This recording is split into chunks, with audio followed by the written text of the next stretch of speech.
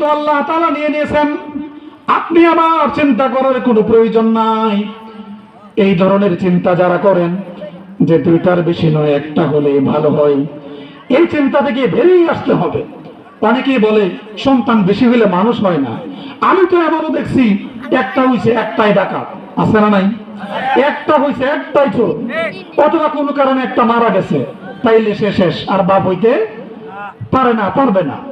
অনেক শিক্ষিত মানুষ আছে, একটু এলিট শ্রেণীর, একটু ভদ্র, তারা সন্তান নেয় না, কম নেই, হ্যাঁ, ভদ্রতাগিরি করে। তো একটা হইছে একটাই ডাকাত, একটাই চোর, অথবা একটা মারা গেছে, সেখানেই শেষ। এই জন্য কিন্তু এমনও দেখছি 5টা সন্তান, এর মধ্যে 3টাই বিসিএস ক্যাডার, আছে না নাই? হ্যাঁ, এরকম অনেক মানুষ আছে।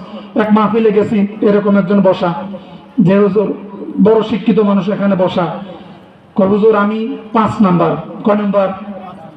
বড় একটা চাকরি করে, গভর্নমেন্ট জব করে।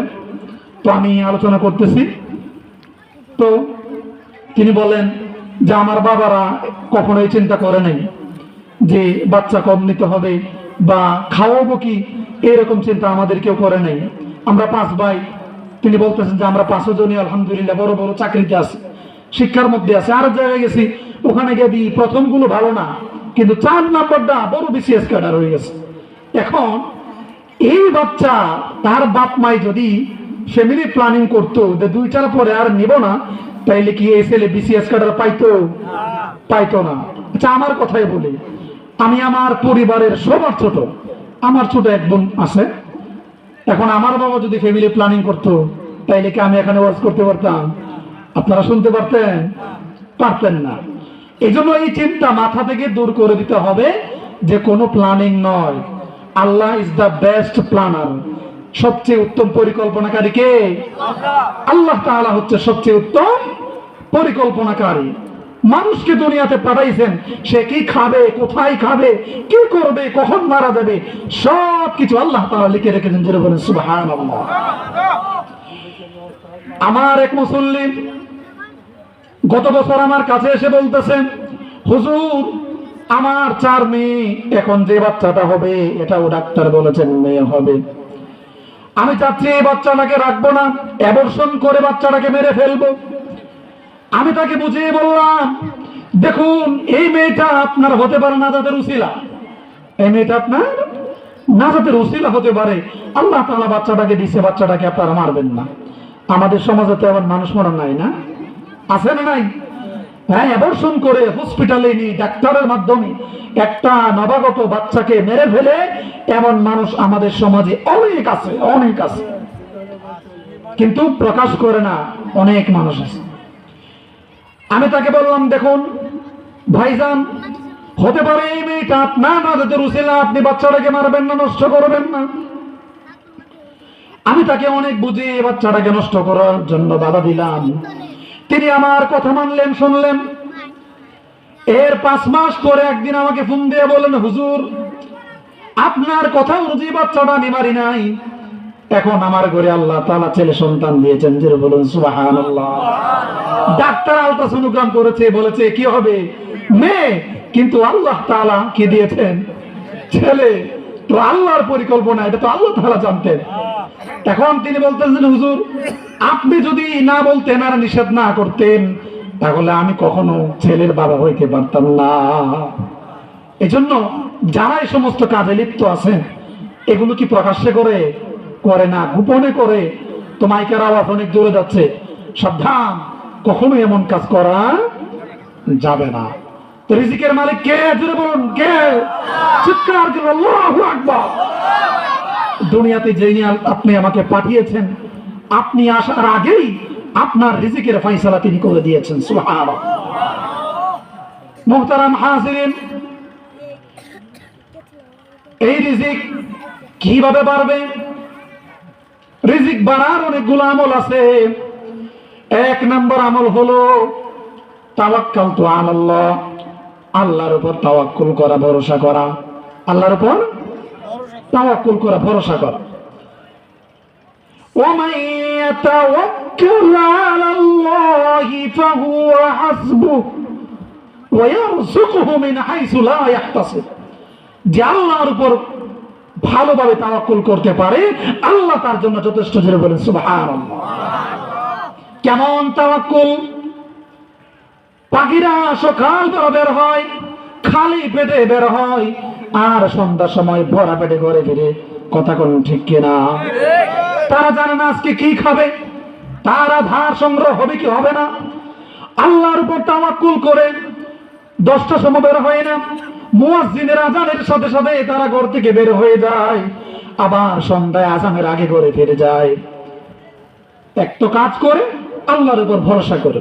আপনি আমারও আল্লাহর উপর ভরসা করতে হবে। তাওয়াক্কালতু আলাল্লাহ, আল্লাহর উপর ভরসা করে কাজে লেগে যেতে হবে, আল্লাহর কাছে চাইতে হবে। এমন তাওয়াক্কুল না যে কোনো কিছুই করেন না, আল্লাহর উপর ভরসা করে বসে আছেন। এইভাবে তাওয়াক্কুল করলে হবে না। মুহতারাম হাজির, দ্বিতীয়ত হচ্ছে নামাজ পড়া। আল্লাহর কাছে নামাজ পড়ে বলা, চাওয়া, আল্লাহ তাআলা রিজিকের ব্যবস্থা করে দেবে, রিজিক বাড়িয়ে দিবেন।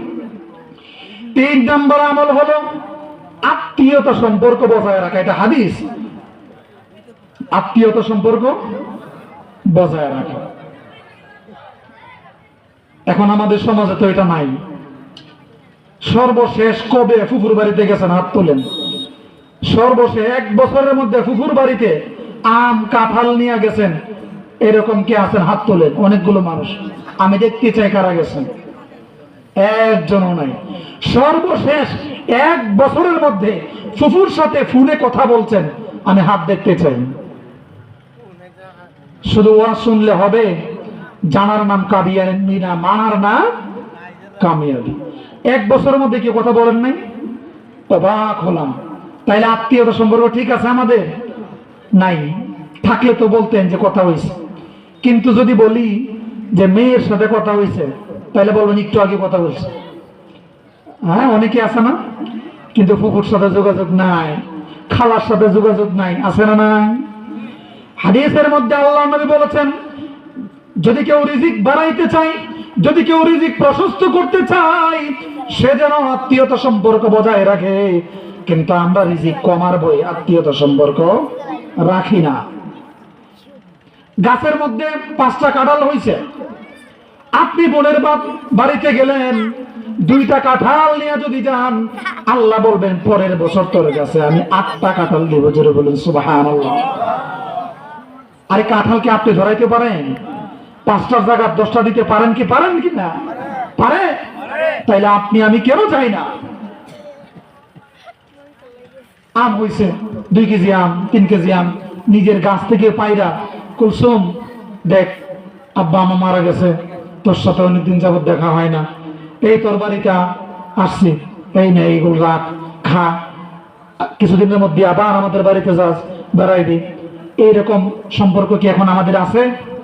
বছরের পর বছর কোনো যোগাযোগ নাই। এটা বড় একটা কঠিন একটা বাস্তবতা। কেউ যোগাযোগ রাখে না, সম্পর্ক রাখে না। আমি এমন ঘটনাও জানি, আমার হুজুরে বলছে, ভাই তাকে কিশোরগঞ্জ শহরে বাসা, তো ভাই বাড়িতে নাই, বাসায় নাই, তো ভাবি বাসায় আছে। তো বোন গেছে, ভাবি জিজ্ঞেস করতেছে, ভাবি তোমার ভাই তো বাড়িতে নাই, বাসায় নাই, তা আমরাও এই এখনো রান্না বান্না করি নাই, করব, তো তুমি কি খেয়ে আসছো নাকি গিয়ে খাবো? কি জিজ্ঞেস করছে? খায় আইসো নাকি গিয়া খাও? আগে বিদায় দিয়ে দিস। এমন মানুষ আছে না নাই? এই এলাকায় তো এমন ভাবি নাই, আছে না? নিজের বোন আসলে অনেক যত্ন করব, কিন্তু বাপের বোন আসলে কিনা যত্ন করতো না। এমন মানুষ আছে না নাই? হ্যাঁ, 2 দিন থাকলে কোন দিন যাইবেন বাড়িতে, তো আপনার খবর আসছে, আছে না নাই? আমার এক পরিচিত, তার ভাগ্নে ঢাকায় পরীক্ষা দিবে, ভার্সিটি পরীক্ষা দিবে, তো বাসায় গেছে পরীক্ষার জন্য।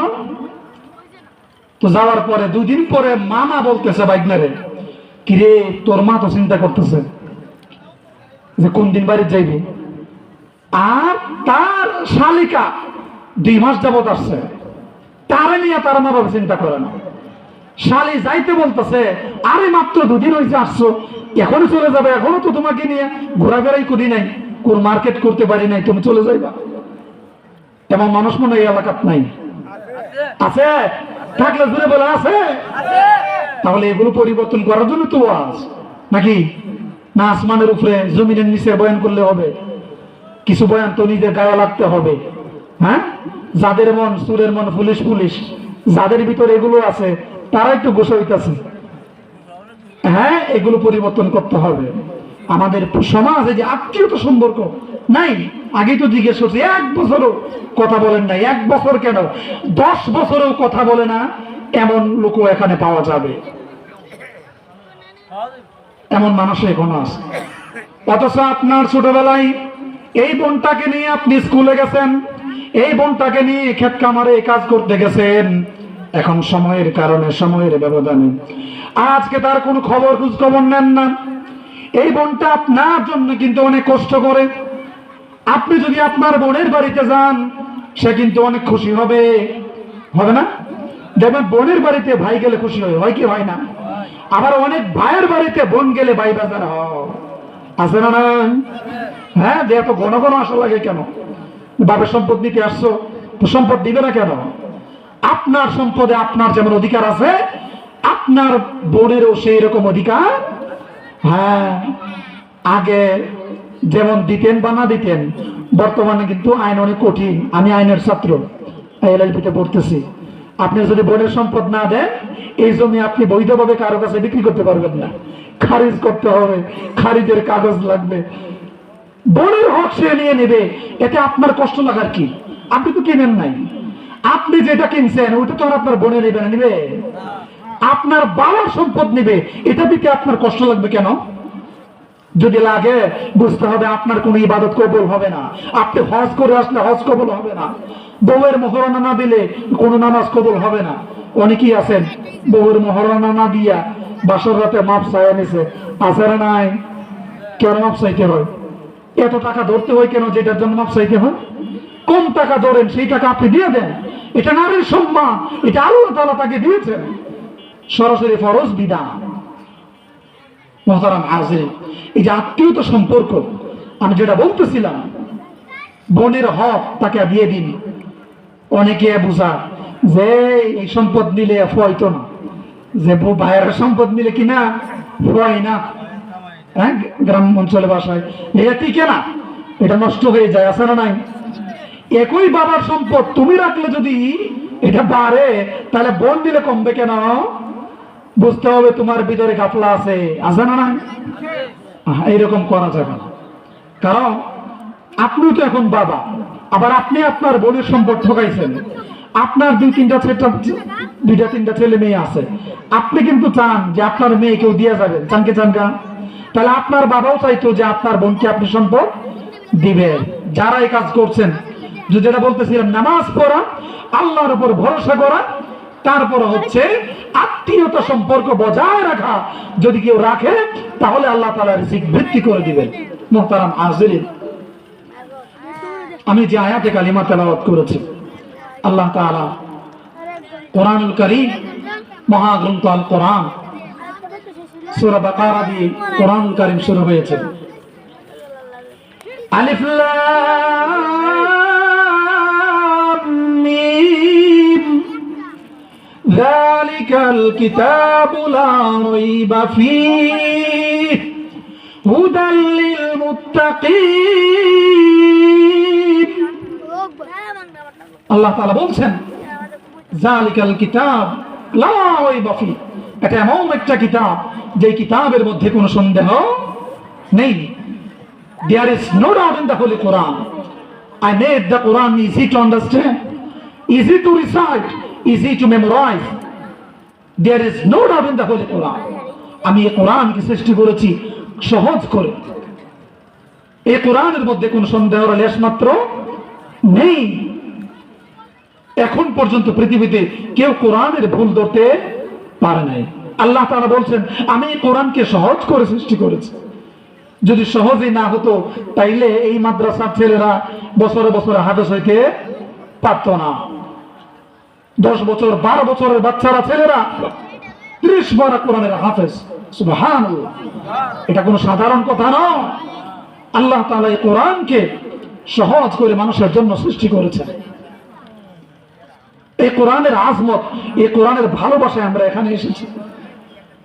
ছেলেরা হাফেজ হচ্ছে, এটা এই এলাকার গর্ব। প্রাচীন একটি মাদ্রাসা, মাদ্রাসাটাকে টিকিয়ে রাখার দায়িত্ব কার? আপনাদের। মাদ্রাসার পাশে থাকা, পরামর্শ দিয়ে যে কোনো সমস্যা সহযোগিতা সব কিছুর পাশে থাকা, এটা হবে আপনাদের একান্ত দায়িত্ব।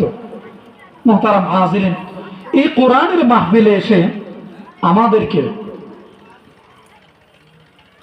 সবচেয়ে আগে যেটা করতে হবে সেটা হলো সিরাতুন নবী বা আল্লাহর রাসূলের জীবনী নিজের ভিতরে নিয়ে আসে। আমরা কোন নবীর উম্মত? মুহাম্মদুর রাসূলুল্লাহ সাল্লাল্লাহু আলাইহি ওয়াসাল্লাম। আমরা যেই নবীর উম্মত, সেই নবীকে যদি অনুসরণ না করি, সেই নবীর সিরত সূরত যদি আমাদের ভিতরে না থাকে, তাহলে আমি প্রকৃত অনুসারী হতে পারবো না। সূরাতুল আহজাবের মধ্যে আল্লাহ রাব্বুল আলামিন বলেছেন, লাকাদ কানা লাকুম ফি রাসূলিল্লাহি উসওয়াতুন হাসানাহ। আমি তোমাদের জন্য তোমাদের রাসূলের মধ্যে রেখেছি উত্তম আদর্শ। জোরে বলেন সুবহানাল্লাহ। আল্লাহ রাসূলের মধ্যে তিনি সর্বোত্তম আদর্শ রেখে দিয়েছেন এই উম্মতে মুহাম্মদের জন্য। যদি কেউ রাসূলকে অনুসরণ করে, রাসূলের জীবনকে অনুসরণ করে, সেই দুনিয়াতেও সফল, পরকালেও সফল। জোরে বলেন সুবহানাল্লাহ। আমাদের সবাইকে আল্লাহ এবং আল্লাহ রাসূলের অনুসরণ করতে হবে। আল্লাহ এবং তার রাসূলের জীবনী নিজের মধ্যে, নিজের পরিবারের মধ্যে, সবার মধ্যে ধারণ করতে হবে। আমাদের ভালোবাসার নমুনা হবে সাহাবায়ে কেরামের মধ্যে। সাহাবায়ে কেরাম নবীজিকে কেমন ভালোবাসতেন, সাহাবায়ে কেরাম নবীজিকে কিভাবে অনুসরণ করতেন, যদি আমরা ওইভাবে ভালোবাসতে পারি, ওইভাবে অনুসরণ করতে পারি, তাহলেই আমার জীবন সফল। আমি পরকাল এবং ইহকাল দুটোতেই আমি সফল কাম হব। সাহাবায়ে কেরাম নবীজিকে কেমন ভালোবাসতেন, নবীজির সুন্নতকে কেমন ধারণ করতেন। মক্কার কুরাইশ গোত্রের উরওয়া ইবনে মাসউদ সাকাফি ইসলাম গ্রহণের পূর্বে মক্কার কাফেরদের পক্ষ থেকে রাসূলের কাছে এসেছিলেন মক্কার মুসলমানদের খোঁজ খবর নেওয়ার জন্য।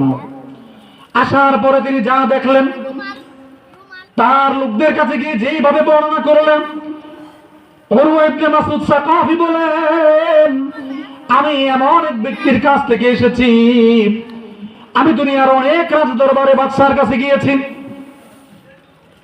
কিন্তু মুহাম্মদুর রাসূলুল্লাহ দরবারে এমন দৃশ্য দেখেছি পৃথিবীর কোথাও আমি দেখি নাই। মুহাম্মদের সামনে তার অনুসারীরা জোরে কোনো কথা বলে না।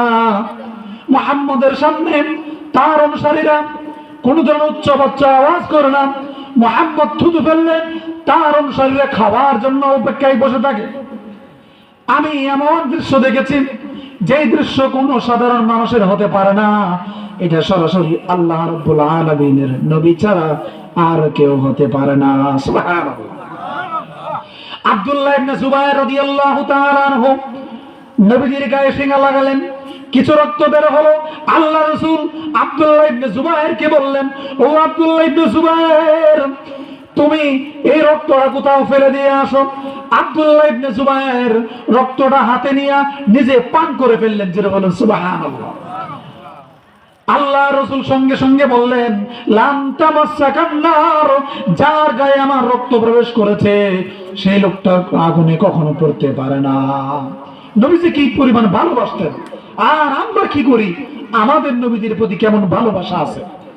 নবীজিকে ভালোবাসা, নবীজির ভালোবাসা যদি আমার ভিতরে না থাকে, তাহলে আমি কখনো প্রকৃত মুমিন হতে পারবো। উহুদ যুদ্ধের মধ্যে সবচেয়ে বেশি বিপর্যয় ঘটেছে। প্রায় 70 জন সাহাবী শাহাদাত বরণ করেছেন। কেউ একজন ছড়িয়ে দিল যে আল্লাহর নবী শাহাদাত বরণ করেছেন। চতুর্দিক থেকে মদিনার মহিলারা রাস্তায় বেরিয়ে পড়লো যে আমার নবীজি শাহাদাত বরণ করেছেন। লোকেরা বলতেছেন, এই মহিলা, তোমার স্বামী মারা গেছে। মহিলা দৌড়াইতেছে আর বলতেছে ইন্না লিল্লাহি ওয়া ইন্না ইলাইহি রাজিউন। আগে বলো আমার নবীর কি অবস্থা, চিৎকার করবে আল্লাহু আকবার। একজনকে বলতেছে ওগো মহিলা তোমার বাবা মারা গেছে। মহিলা ইন্না লিল্লাহ পরে দৌড়াইতেছে আর বলতেছে আগে বলো আমার নবীর কি অবস্থা। একজন বলতেছে ওগো মহিলা তোমার ভাই শাহাদাত বরণ করেছে। ওই মহিলা বলে ইন্না লিল্লাহ, আগে বলো আমার নবীর কি অবস্থা। কুল্লু মুসিবাতিন বাদাকা জালাল, আমার নবীর সংবাদ জানার পরে সব ঘটনা আমার কাছে তুচ্ছ হয়ে যায়। সুবহানাল্লাহ। কেউ যখন একজন বলল আল্লাহ নবী ভালো আছেন এবং তিনি সুস্থ আছেন, এখন আসতেছেন, এবার সকল মহিলারা বলতেছে এবার আমার ভাই বা স্বামীদের খবর দাও। আমার নবী ভালো আছেন, আমি এতটুকুই খুশি। আমার বাবা যদি শাহাদাত বরণ করে আমার বিন্দু মাত্র আফসোস নাই, আমার নবীর জন্য আমি পাগল হয়ে যাচ্ছি। কিন্তু আমাদের তো এই পরিমাণ ভালোবাসা নাই। তারও যুদ্ধে আল্লাহ রাসূল চাঁদা চাইলেন যে তোমরা কে কি দিবা। সাহাবায়ে কেরাম এক একজন এক এক জিনিস দিলেন। ওমর রাদিয়াল্লাহু তাআলা আনহু ঘরের সব জিনিস দুই ভাগ করে অর্ধেক রেখে আর অর্ধেক নিয়ে আসলেন। আবু বকর রাদিয়াল্লাহু তাআলা আনহু ঘরের সব জিনিস নিয়ে আসলেন। জোরে বলেন সুবহানাল্লাহ। আল্লাহ রাসূল জিজ্ঞেস করলেন ওগো আবু বকর, ঘরের জন্য পরিবারের জন্য কি রেখে এসেছো? আবু বকর বলে ঘরের মধ্যে আমি আপনাকে এবং আল্লাহকে রেখে এসেছি। সুবহানাল্লাহ। কি পরিমাণ ভালোবাসা ছিল রাসূলের জন্য, জান মাল দিয়ে রাসূলকে ভালোবাসতেন। আমাদের কি সেই পরিমাণ ভালোবাসা ভিতরে আছে? হ্যাঁ, নাই। নবীজির ভালোবাসা যদি থাকতো তাহলে কি এই এলাকার মানুষ এখনো ঘুমায় থাকতো? এখানে কোন রাজনৈতিক বয়ান হচ্ছে? ওলামায়ে কেরাম কি রাজনীতি বয়ান করবে? করবে না। নবীজির কথাই তো বলবো, আমি নবীজির কথাই বলবো। কারণ নবীজিকে ছাড়া আমরা সবাই অচল। কথা বলেন ঠিক কিনা? নবীজিকে ছাড়া আমি মুসলমান হতে পারবো না। কেউ যদি নবীজিকে না মানে সেও মুসলমান হতে পারবে না, মুমিন হতে পারবে না, আল্লাহর বান্দাও হতে পারবে না। সুতরাং নবীজির ভালোবাসা আমার ভিতরে কি পরিমাণ আছে। তারা নবীজিকে যেমন ভালোবাসতো, নবীজির সুন্নতকেও তেমন ভালোবাসতো। একটা হচ্ছে আমাকে ভালোবাসেন, কথার কথা। কেউ হয়তো বা আমাকে ভালো লাগছে, ভালো লাগার পরে আমি বললাম যে আমার এটা এটা দরকার বা আমি এই জিনিসটা পছন্দ করি, আপনার সেটাও ভালো লাগছে, তাহলে বোঝা যাবো যে আপনি আমাকে ভালোবাসছেন। কিন্তু আমাকে মুখে মুখে যে হুজুর খুব ভালো লাগছে, খুব ভালো লাগছে, আর যাওয়ার পরে পিছনে একটা গালি দিচ্ছেন, তাইলে কি ভালোবাসার প্রমাণ হইলো? হইলো? হইলো না। তো রাসূলকে যেমন ভালোবাসতে হবে, রাসূলের সিরাত সুন্নতকেও ভালোবাসতে হবে। রাসূলের সুন্নতকে কেমন ভালোবাসতেন? হুযায়ফা ইবনুল ইয়ামান রাদিয়াল্লাহু তাআলা আনহু পারস্য বিজয় করে পারস্য রাজ দরবারে গেলেন, তাদের দাওয়াতে সেখানে মেহমান হলেন। সেখানে যাওয়ার পরে তাদেরকে খাবারের জন্য আয়োজন করা হলো। রাজ দরবারে খেতে বসছেন, রাজ দরবারে খেতে বসেন, দস্তরখানের মধ্যে বসছেন। বসার পরে খাবারের মাঝে দুই এক লুকমার কিছু অংশ মাটিতে পড়ে গেল, দস্তরখানে পড়ে গেল। হুযায়ফা ইবনুল ইয়ামান রাদিয়াল্লাহু তাআলা আনহু সেখান থেকে পড়ে যাওয়া খাবারটা উঠায়া খাওয়া শুরু করছেন। পাশে আরেকজন বলতেছে হুজুর আপনি কোথায় আসছেন চিন্তা করতে পারছেন না? আপনি বাদশার দরবারে আইসা পড়ে যাওয়া খাবার উঠায় খাইতেছেন, আপনি তো আমাদের ইজ্জত সম্মান শেষ করে দিবেন। আছে না এরকম মানুষ? হ্যাঁ, বিয়া বাড়িতে গেলে, অনুষ্ঠানে গেলে অর্ধেক না ফলাইলে তার পেট ভরে না। আছে না নাই? অর্ধেক না রাখলে এটা তার ভদ্রতা হয় না, এমন মানুষ আছে না নাই? অর্ধেক রাখবে প্লেটের মধ্যে আর অর্ধেক খাবে, এটা হচ্ছে তাদের ভদ্রতা। অনেক মহিলারা এমন আছে, অনেক সাজুগুজু করে যা, মেকআপ আর্টিস্ট করে, হ্যাঁ, ঠিক মতো মেকআপের কারণে খাইতেও পারে না, অর্ধেক খা আর অর্ধেক রাইখা কোনো মতে হাতটাও ধয় না, টিস্যু দিয়া মুচ্ছা করে অনুষ্ঠান থেকে যায়। এমন মহিলা আছে না নাই? হ্যাঁ, মা বোনেরা তো রাগ বুঝে হুজুরে কি ভয় গেল, অর্ধেক রাখে আর অর্ধেক খায়। আল্লাহ বলেছেন ইন্নাল মুবাযযিরিনা কানু ইখওয়ানাশ শায়াতিন, যারা অপচয় করে তারা শয়তানের ভাই।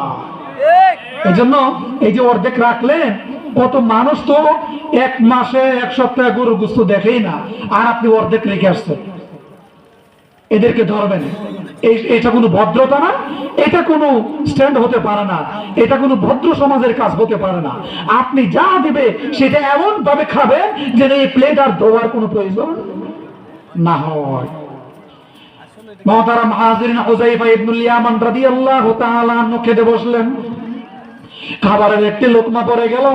পাশ থেকে একজন এসে বলতেছে, হুজুর আপনি রাজ দরবারে বসে ওখান থেকে পড়ে যাওয়া খাবার খাচ্ছেন, মানুষ আমাদেরকে মূর্খ বলবে, আমাদেরকে গোঁড়া বলবে, আমাদেরকে অশিক্ষিত বলবে। হুযায়ফা ইবনুল ইয়ামান রাদিয়াল্লাহু তাআলা আনহু তখন যে ঐতিহাসিক উক্তি করেছিলেন, ইতিহাসের পাতায় এখনো এটা সংরক্ষিত আছে। তিনি ঘোষণা করেছিলেন, আতুরুকু সুন্নাত হাবিবি লিহাউলাইল হুমাকা, আমি কি এই আহমকদের কারণে আমার নবীর সুন্নাত ছেড়ে দেব? সুবহানাল্লাহ বলবেন না? যে আমি এই আহমকরা আমাকে বলবে, গোঁড়া বলবে, মূর্খ বলবে, আমাকে অশিক্ষিত বলবে, এই জন্য আমি নবীর সুন্নাত ছেড়ে দিব। আর আমরা কে কি বললো না বললো এমনিতেই ভদ্রতা দেখাইতে গিয়ে খাই না, ভালো করে হাত ধোয় না, একটু কোনো মতে ধুইয়া খাওয়া শুরু করে, ভদ্র সাজ। মুহতারাম হাজিরিন, নবীর সুন্নতকে তারা এইভাবে, যেটা পড়ে গেছে খাওয়ার মতো না সেটা না, কিন্তু আমরা তো ভালো খাবারটা নষ্ট করি। আমি সেটার কথা বলছি, কোথাও পড়ে গেছে, ওই সমস্ত দস্তরখান ছিল, নিচে বসে খেত, ভালো দস্তরখান ছিল, কিন্তু ওইখান থেকে খাওয়ার কথা তারা না করতেছে। যেটা খাওয়া যায় সেটা আপনি নষ্ট করবেন কেন? পৃথিবীতে কত মানুষ না খেয়ে আছে, আর আপনি খাবার নষ্ট করেন। নবীজির সুন্নতকে ধারণ করতে হবে, সব জায়গায় নবীজির সুন্নত, যে কোনো কাজে সব ক্ষেত্রে নবীজির সুন্নতকে ধারণ করতে হবে। মুহতারাম হাজিরিন, তারা নবীজির সুন্নতকে ধারণ করার কারণে, সব জায়গায় নবীজির সুন্নতকে মানার কারণে দুনিয়াতেও যেমন সম্মানিত ছিলেন, পরকালেও তেমন সম্মানিত ছিলেন। দুনিয়ার বিভিন্ন দেশ সাম্রাজ্য তারা শান্তিপূর্ণভাবে স্বাধীন করেছেন, দখল করেছেন। সব জায়গায় যেখানে গিয়েছেন রাসূলের অনুসরণের কারণে তাদেরকে আল্লাহ তাআলা সম্মান বাড়ায় দিয়েছেন। উকবা ইবনে নাফি রাদিয়াল্লাহু তাআলা আনহু আফ্রিকা অভিযানে বের হলেন। আফ্রিকা অভিযানে বের হওয়ার পরে রাত হয়ে গেছে, সাহাবায়ে কেরামকে নিয়ে আলোচনা করলেন আজকে রাত্রে কোথায় থাকবো। যখন রাত হয়ে গেছে, উকবা ইবনে নাফি রাদিয়াল্লাহু তাআলা আনহু বলেন, আজকে আমরা এই জঙ্গলে অবস্থান করব। কোথায়? আফ্রিকার জঙ্গলে। কোথায়? যে আফ্রিকার জঙ্গলে আজকে অবস্থান করব। আফ্রিকার জঙ্গলে কিভাবে থাকবো? এত বিশাল এরিয়া, এত হিংস্র প্রাণীদের মধ্যে কিভাবে সম্ভব? উকবা ইবনে নাফি রাদিয়াল্লাহু তাআলা আনহু বললেন, তোমরা চিন্তা করো না, আমরা এখানেই থাকবো, আমি ব্যবস্থা করতেছি। তিনি জঙ্গলের কাছে গিয়ে একটি ঘোষণা দিলেন, আইয়ুল হাশারাত ওয়াস সিবা নাহনু আসহাবু রাসূলিল্লাহ ফারহালু আন্না ফাইন্না নাজিলুন ফামান ওয়াজাদনাহু বা'দা কাতালনা। হে জঙ্গলের হিংস্র জন্তুরা, ভালো করে শুনে রাখো,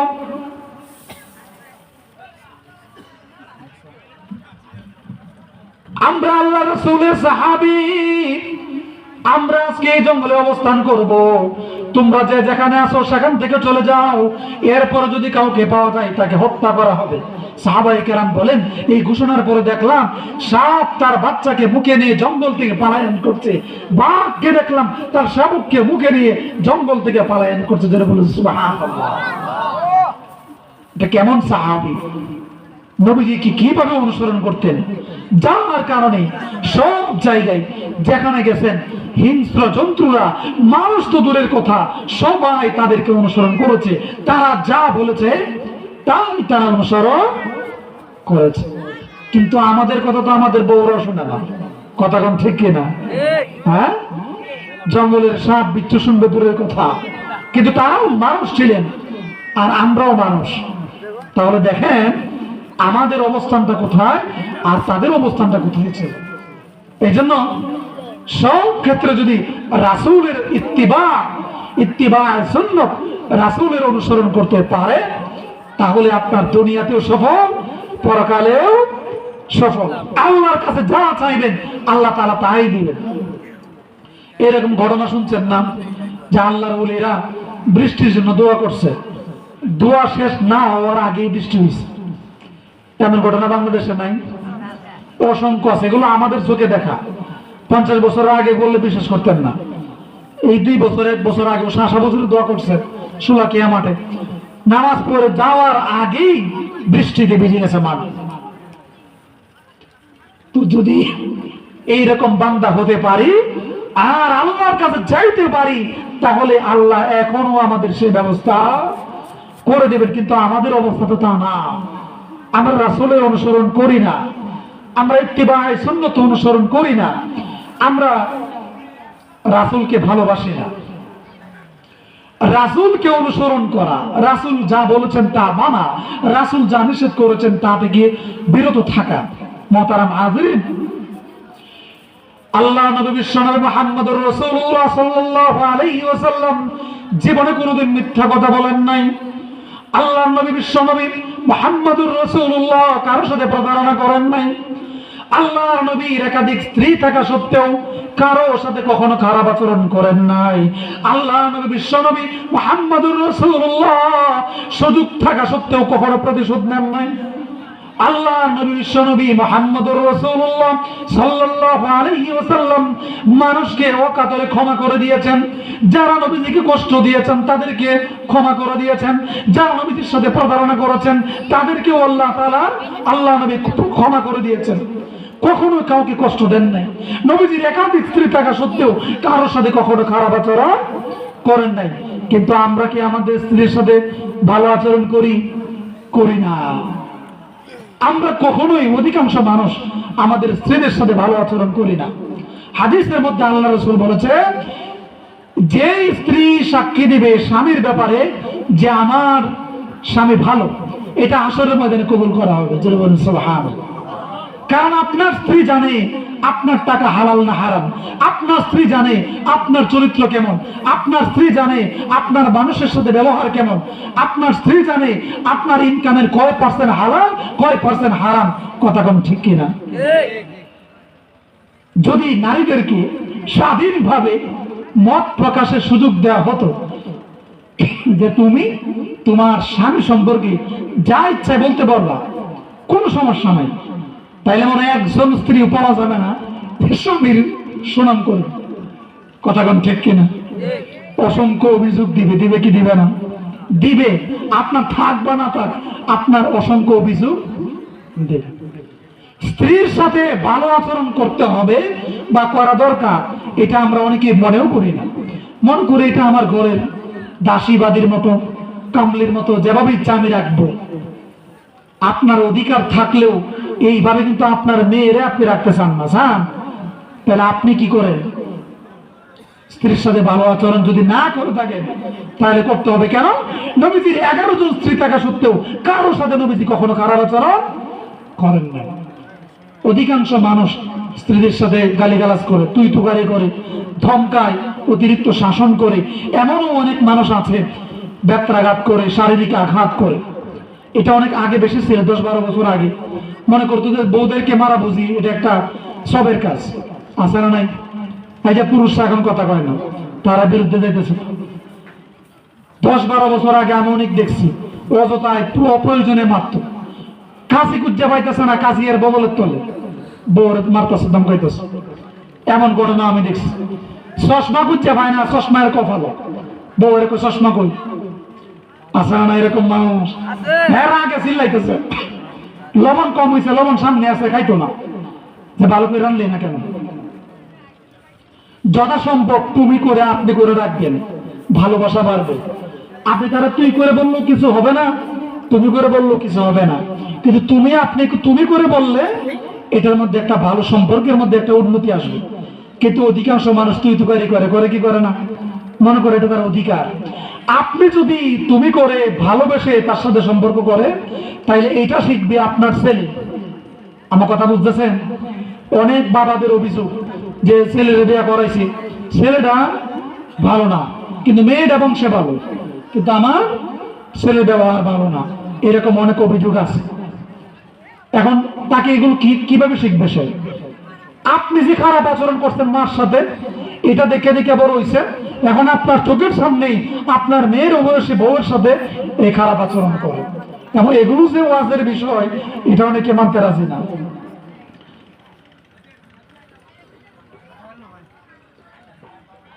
যেটা বলতেছিলাম, নবীজির একাধিক স্ত্রী থাকা সত্ত্বেও খারাপ আচরণ করেন নাই, আর আমরা একজন স্ত্রীর সাথে ভালো আচরণ করতে পারি না। মোহতারাম হাজিরিন, আপনার অধীনস্থ মানুষ যে খেতে কাজ করে, আপনার দোকানে কর্মচারী, তার সাথে কি আচরণ করেন? কখনো চিন্তা করেছেন? আপনি রাসূলের উম্মত, দোকানদার নিজে নামাজ পড়ে কর্মচারীকে নামাজ পড়ায় না, আছে না নাই? তাহলে আপনি নবীজির উম্মত কি হিসেবে দাবি করেন? নবীজির গুণাবলী যা ছিল সেগুলো যদি আপনার ভিতরে না থাকে, তাইলে আপনি নবীজির প্রকৃত হকদার বা উত্তরাধিকারী হতে পারবেন না।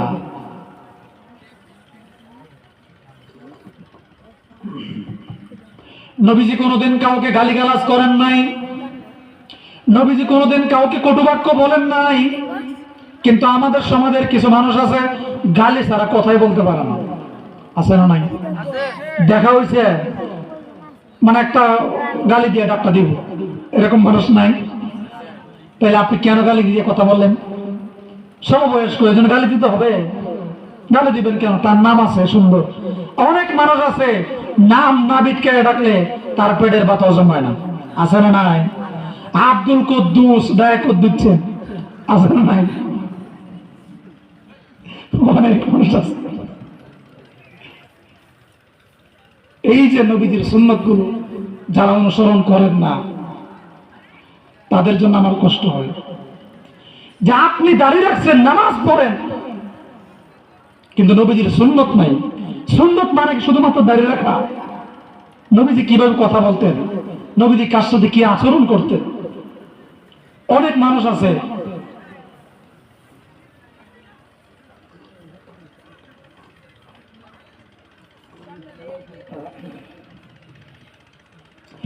দেখবেন সমাজে বলে যে অমুকের রাগ বেশি।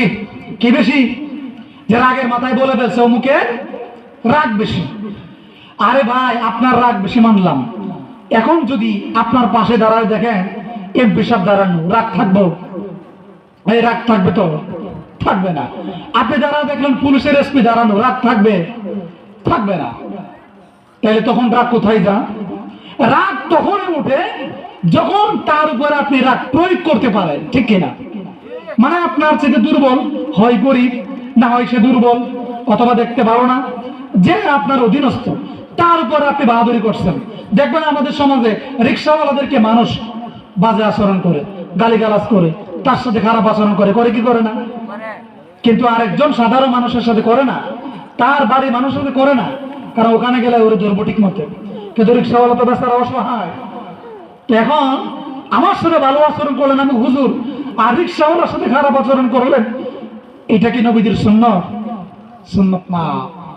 এই ওয়াদা করেন যে নবীজির সুন্নত, নবীজি কখনো কারোর সাথে প্রতারণা করেন নাই। তো আমাদের দেশে তো প্রতারণা করে না, না করে? যদি ফোন দিয়া বলে যে আমি তারাই বাজারও, বলে তারাই, আসলে সে ঘুমাই দিচ্ছে, আছে না নাই? ঘরতে বাইরেছে না, আমি তারাই গেছি গা। এগুলো সম্পূর্ণ ধোঁকা। আল্লাহ রসুল বলেছেন মান গসানা ফালাইসা মিন্না, যে ব্যক্তি প্রতারণা করে, ধোঁকা দেয়, সে আমার অন্তর্ভুক্ত হতে পারে না, আমার দলের অন্তর্ভুক্ত হতে পারে না। প্রতারণা করে, গীবত করে, পরনিন্দা করে। গীবতকে আমরা বানাইছি ঘি আর ভাত। কি আর মানে সুস্বাদু, খুব মজা লাগে, ঘি আর ভাত। কিছু মানুষ দেখবেন নামাজ পড়ে আবার গীবতও করে। নামাজ যা পয়রা টং দোকানে গিয়া বসে, অমুক বাড়ির কি হয়েছে, অমুক ছেলে অমুক কোন মেয়ের নিয়ে পালায় গেছে, কোন বাড়ির মেয়ে কোন ছেলের সাথে ভাগ্যা গেছে। নামাজ পড়ে আসছে, আসার পরে এগুলো নিয়ে আলোচনা করে।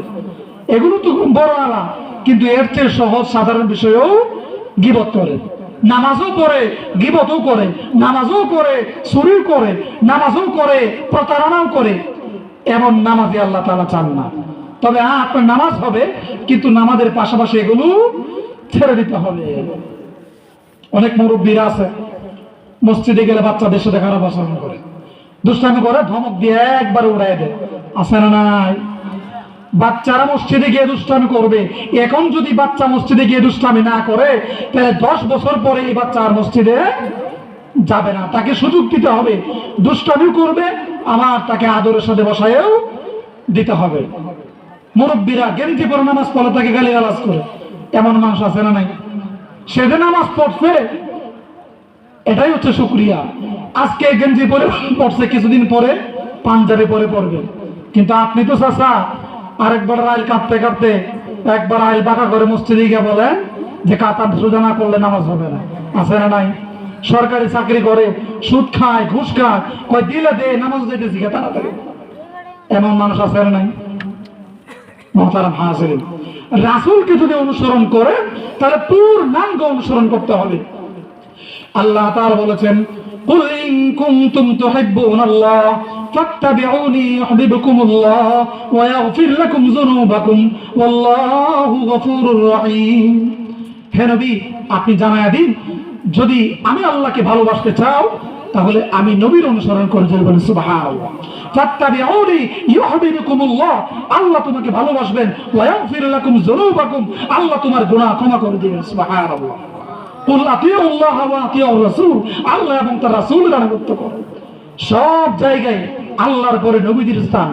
আল্লাহর নামাজ, রোজা, যাকাত, হজ এগুলোর পরেই নবীজিকে অনুসরণ করা, ইত্তিবায়ে সুন্নাত। সব ক্ষেত্রে নবীদের সুন্নাত মানতে হবে। আমার নবী ছিলেন একজন সর্বশ্রেষ্ঠ মানব, পৃথিবীতে সর্বশ্রেষ্ঠ মানব, পৃথিবীর সর্বশ্রেষ্ঠ মহামানব। As a father, as a teacher, as a lawyer, as a lawmaker, as a refiner of the society, Muhammad was the best personality of the world. একজন পিতা হিসাবে, নেতা হিসাবে, সমাজ সংস্কারক হিসাবে মুহাম্মদ ছিলেন পৃথিবীর সর্বশ্রেষ্ঠ মহামানব। সুবহানাল্লাহ। কিন্তু আমরা এই নবীজির আদর্শ, নবীজির সিরাত, নবীজির সৌরত এগুলো আমরা অনুসরণ করি না, করতে পারি না। যেই জন্য মুসলমানদের বিজয় আসে না। মুসলমানরা পদে পদে সব জায়গায় পরাজয় হচ্ছে এই রাসূলের সুন্নতকে ছেড়ে দেওয়ার কারণে। মুহতারাম হাজিরিন, আমার আলোচ্য বিষয় ছিল ইত্তিবায়ে সুন্নাত, রাসূলের প্রতি সাহাবায়ে কেরামের ভালোবাসা এবং ইত্তিবায়ে সুন্নাত। নবীজিকে ভালোবাসতে হবে, নবীজির সুন্নতের অনুসরণ করতে হবে। আর সুন্নত কি শুধুমাত্র নামাজের মধ্যে? হ্যাঁ, ব্যবসার মধ্যে সুন্নত আছে না নাই? এই যে সামনে রমজান মাস আসতেছে, জিনিসপত্রের দাম বাড়তো না? কিন্তু অন্যান্য ধর্মে কিংবা অন্যান্য রাষ্ট্রে ঈদ আসলে, পার্বণ আসলে, পূজা আসলে জিনিসের দাম কমে। কেন? যে মানুষ এগুলো ঈদ উপলক্ষে কিনবে, তারা এগুলো খেয়ে রোজা রাখবে, আমারও সব হবে, তাদেরও সব হবে। আর আমাদের দেশে এখন থেকে তেলের দাম বাড়া শুরু হয়েছে, এখন থেকে সোলা বুটের দাম বাড়া শুরু হয়েছে। তাহলে এগুলো কারা করছে? মুসলমান না? তারা মুসলমানরা এগুলো করছে। তাহলে নবীজির সুন্নাত অনুসরণ করছে। ভালো জিনিস উপরে দিয়া ভিতরে খারাপ জিনিস দেয় না। হ্যাঁ, সিরা টাকার নোট হাতে পড়লে কেউ কি আছেন যে এটা ফেলে দিছেন? এইটাকে কিভাবে কষ্টিপ লাগাইয়া কোনো মতে রাত্রে সন্ধ্যায় আরেকজনের হাতে কোনোভাবে এটা বসাই ফেললে হয়? আছে না নাই? তাইলে আপনি প্রতারণা করলেন কি করলেন না? আমি নিব না, আমি দিব না। যদি আমার কাছে সিরা নোট থাকে এটার উপরে থাকবো। কিন্তু আপনি তো প্রতারণা করলেন, আরেকজনকে 1000 জাল নোট দিয়ে দিলেন। এটা কি নবীজির সুন্নাত হইল? এখন নবীজির সুন্নাত মনে করে শুধুমাত্র দাড়ি, শুধুমাত্র নামাজ, তা না। আপনি সমাজ পরিবর্তন করতে পারবেন না যতক্ষণ পর্যন্ত সব ক্ষেত্রেই আপনি সেটা না অনুসরণ করতে না পারেন। জীবনের সব ক্ষেত্রে আমাদের নবীদের সুন্নতকে অনুসরণ করতে হবে। মুহতারাম হাজিরিন, আমার কথা এখানে শেষ। যে কথাগুলো বললাম আমাকে তারপর আপনাদেরকে সেগুলোর উপর আমল করা তৌফিক দান করুন। সেগুলো বলেন আমিন। ওয়া আখিরু দাওয়ানা আলহামদুলিল্লাহি রাব্বিল আলামিন।